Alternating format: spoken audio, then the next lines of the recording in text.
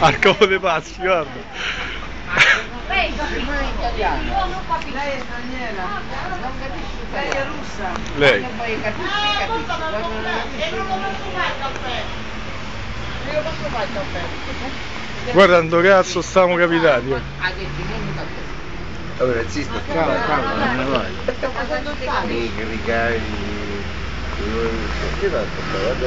Oh, questi stanno bruciati forti, eh? Che ne pensi? Oh, che cazzo piove da sopra?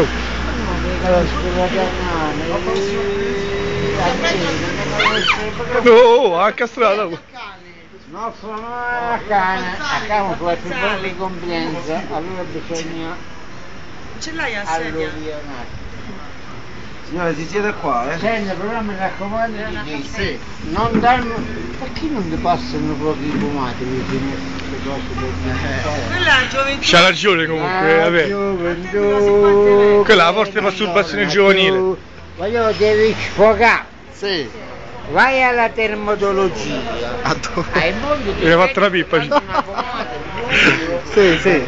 Perché la vita è Lo sapevo. Comunque, ma perché ti ha menato questo? Si sa perché ti ha menato? perché mi resta il capo che si è embriaco.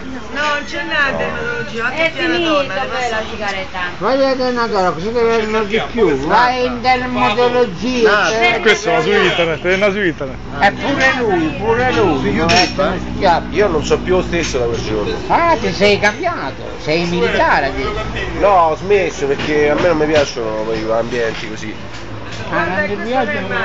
Discutiamo un po', l'ambiente così non ti piace. Perché a me 3 anni fa mi ha dato uno schiaffo via di scolano? Perché io lo schiaffo? Io mi voglio scusare per quella cosa, però è partito tutto da lui. Ma lui è un attaccabrighe. Negli È un occhi attaccabrighe. miei non mi parli mai.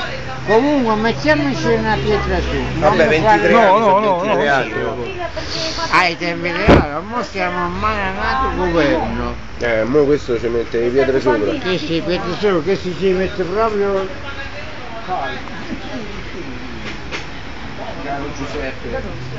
Ecco. Giuseppe mi si chiama. Oh, guarda ecco bricolo. A Torre Angela stavo trovando, un giorno. A Torreale. Adesso alla chiave. No, perché